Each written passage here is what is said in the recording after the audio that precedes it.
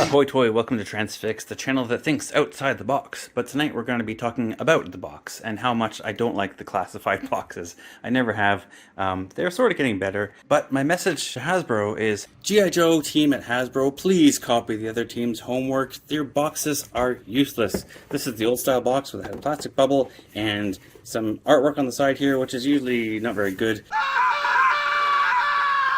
Sometimes it is. And then on the back, this is a big deluxe animal package, by the way. But look, it's huge. It's just artwork. There's nothing useful on here. The only useful thing is over here where it tells you 4 things about this character's skills and how good they are at it. But you have to go to the website manually to find out what all that means. Now, on the Transformers packages, there's a lovely QR code, which will just take you directly to the website and show you the bio for that character. Brilliant.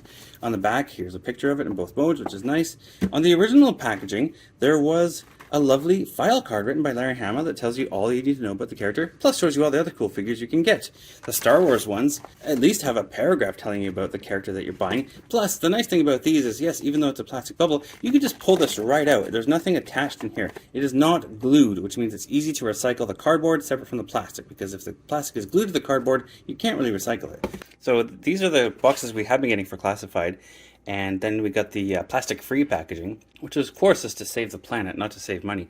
And they're going to return to boxes with some kind of plastic window in it. We don't know what they're going to look like yet at this time.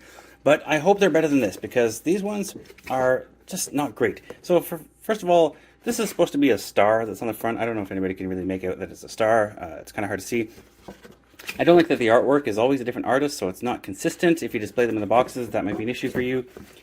And these symbols on the side, does anybody know what these means? You have to go to the website to find out what these mean. Can anybody decipher this? I guess a fist is combat. Looks like the different borders might mean something. What's this one? Basket weaving? Or a fence? 3 spears? Dollar signs and crossbones? Puppeteering? I guess this guy's a master puppeteer. Nobody knows what these are, and the only way to find out is if you go to the Hasbro website, Hasbro Pulse website, actually, and they're hard to recycle. And on the back is just a collage, not useful for anything. Doesn't show you anything about the character, doesn't show you anything about the other toys you could buy. Now, if you want to recycle it, you can remove this tray and recycle that, but for this, you'd have to peel this plastic out and then throw it away. Well, actually, it doesn't matter. If you peel this plastic off, you get this. This can go in the paper, so you can recycle these 2 pieces. This part here, you can't really do anything with, because if you try to separate it, you've got glue and paper all over the plastic. You cannot recycle this. Nobody is going to be at the recycling plant trimming this out for you, unless you do it yourself. Basically, this is garbage. It can't be recycled. Now, even on the larger boxes, this one's a pet. It's the same. There's nothing useful on there. Now, if I were to redesign the packaging, I would do something like the Black Series, and I'd put this QR code on here that the Transformers use. Because, for one thing, you can unpack this nicely. Let me show you. I didn't really want to open this, but for the sake of this video, I will unpackage this Stormtrooper that I've been keeping in the box for a long time, so I can illustrate my point. You can actually just reach in here and pull this whole thing out if you don't mind, by tearing the box, which I did anyway. I guess there's no way to salvage this box at this point. Anyway, look at that. You can recycle this whole clamshell because it's not glued into the box. It's just folded around to sit in there. And this is here. Now, the only other thing is this part. You just tear off this plastic hook, and then this goes in the paper, and this goes in the plastic recycling. Beautiful. And then what I'd love them to do is to have a QR code like the Transformers do, because if you scan this QR code, it will take you to the Transformers website with a nice bio page to show you about Breakdown in this case. And you can read an abbreviated version of his stats. And there's also a nice picture of him on the back, which is probably a computer render, not the actual toy. Now, if they're staying with the closed boxes, I would love it if they'd put an actual photograph of the toy on the back instead of this mural collage thing. And if they're going to have a plastic window so you can actually see the figure, which I really prefer because you can check the paint apps, then I would say on the back, use it for information. Put the bio there so you don't even have to go to a website. Just print something about the character on the back and show the other figures in that wave. Okay, so let's take a look at these websites. I could have sworn that they had registered gijoe.com a few years ago when they sort of started being interested in G.I. Joe again, but I can't find it. It now just redirects to shop.hasbro.com, which is just a shopping site, and they've got a few games for kids there. So there is no real G.I. Joe site anymore. If you want to know what those icons are on the box of your classified figures, you have to go to hasbropulse.com, and all there is just a page where they explain how they came up with these things, and there is a legend that shows you all these things. Now, we're going to go through this, and man, I don't even want to read this. It took me a while to get this video done because I was just dreading going through this. But basically, they tell you how they just sat down in a boardroom and reimagined this whole idea for some reason that wasn't even necessary, if you ask me. And it's going through and talking about how they're using iconography. And basically, they're talking about like emojis, right? Hasbro thinks that we're stupid. Hasbro thinks the customers are millennials who read in symbols and don't read. I think there's also an element of cost savings here, because if they don't have to write anything in words, that means they also don't have to translate it into other languages besides English. But I don't feel like these messages are coming across. All right, so I'm going to skip over this first paragraph here, this intro, and then let's move down here. Okay, very beginning. Blah, blah, blah. It became clear pretty quickly that there were two related traits of the brand that we absolutely wanted to hold on to. The range of different characters, each with their own skills, equipment, and colorful, sometimes literally, design, and the emotional, personal, dynamic way that kids and fans engaged with the characters through the old dossier cards. Well, we engaged with them by reading them, and that sparked our imagination, and we knew something about the character.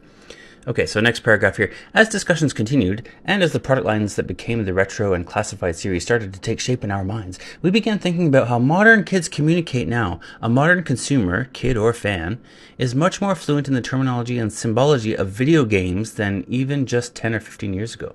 We see tiny icons dozens of times every day when we open our phones up, and we communicate with emojis that represent everything from our mood to our food preferences. How we communicate has changed, shifting towards a visual shorthand that streamlines our everyday communications. Maybe, we thought, the way forward for G.I. Joe isn't verbal or text-based, but visual. Yeah, that's because it saves money. If fans already understand systems like tech trees and emojis, we can make a unique, ownable system for the G.I. Joe and flesh it out across our deep roster of characters. The solution for our iconic brand? Icons. Right. So, icons are cheaper than text because you don't have to translate it. Does this work for a package?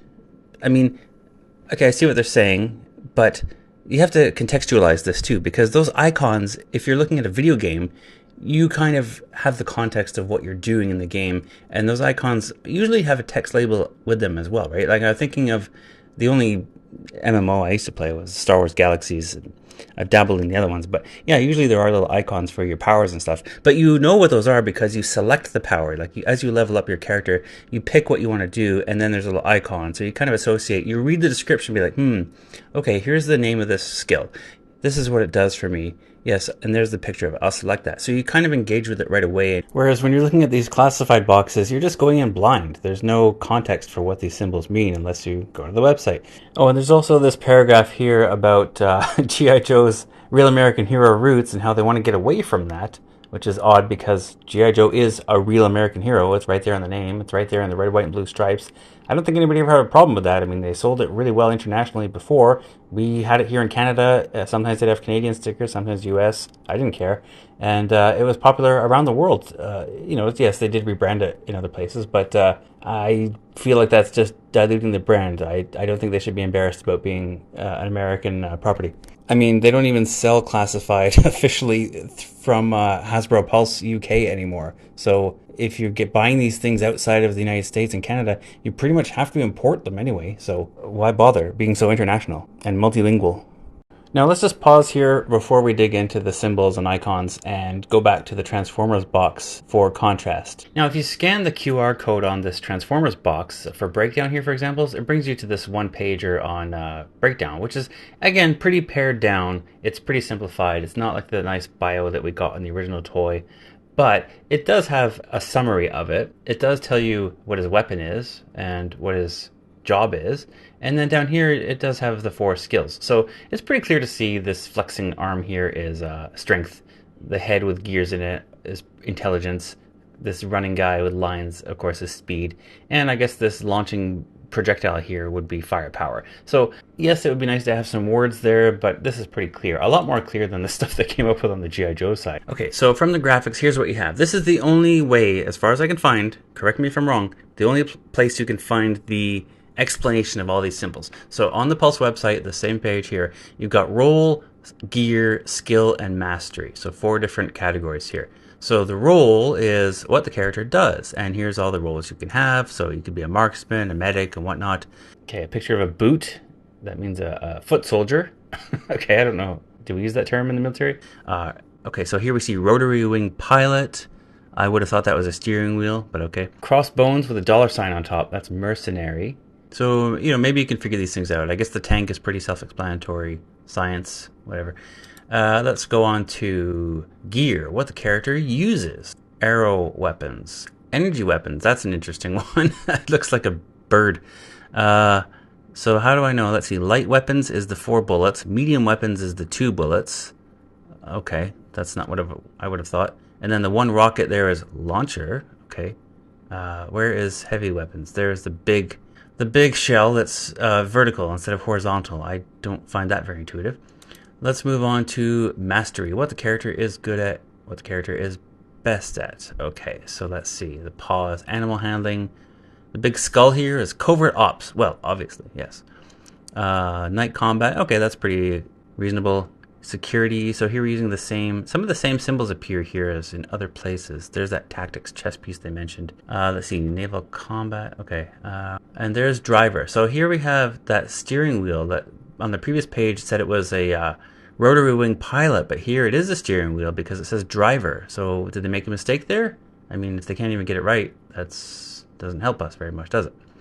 Because also we saw, I could have sworn we saw rotary wing pilot. Here it is. Okay, so this is rotary wing pilot. This is the helicopter blade.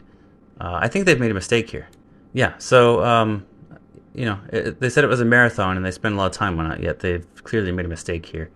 And this is the only place we see it. Why could they not just put these text labels on the box? I mean, the website here is only in English and, yep, no, it's only English. So why didn't they just put this on the box? Why didn't they just put words on the box? I don't get it. I don't think this helps anybody. So it doesn't even tell you to go to this website. If you pick up the box, there's nothing on here that directs you to the Hasbro Pulse website and tells you what all this stuff means. So it's basically hidden. All right, so I've done my share of complaining about these packages, but do I bring any solutions? Well, yes. I knocked this out in about 10 minutes. Here you go. This is what I propose. Here's the ideal G.I. Joe classified packaging mock-up prototype that I have here. So this is what it should look like. Use the clamshell style from Star Wars Black Series, and here we go. On the back, we've got our QR code we can scan. It'll go to gijoe.com. If you can't scan it, you just go to gijoe.com. You know where to go. It's going to tell you all about this character. It's going to have a bio card. If you don't want to do that, you don't have an internet connection, well, that's okay, because you got the file card printed right here. We'll just reprint the ones that Larry did. He already did the work. Just put it there. Maybe change the birth date if you want them to be more contemporary. And here's your other figures in the line. Right? Beautiful. You want to open it up? No problem. Ta-da! Take them out. Recycle this. Pull this off. Recycle that. Done deal. All right, there we go. Problem solved. Hasbro, call me. So that's how I feel about classified packaging. But there's new packaging coming. I guess they must be losing money. I think people aren't buying it as much because they don't know what's inside the box. That's the only reason why they would change it, because they don't care about us. So let's see what they bring. Let's see what the new packages look like. Hopefully it's a big improvement. Hopefully they get the website back up. I was almost going to write HasbroPulse.com here, but then I realized, no, you know what? We're Hasbro. We're the biggest toy company in the world, so we can afford to register a domain name, right? We can afford the $12 a year to keep gijoe.com running, and maybe put some stuff up there. Maybe put some content. They used to have some stuff up there. So see, we can fix what has broke. Thanks for watching.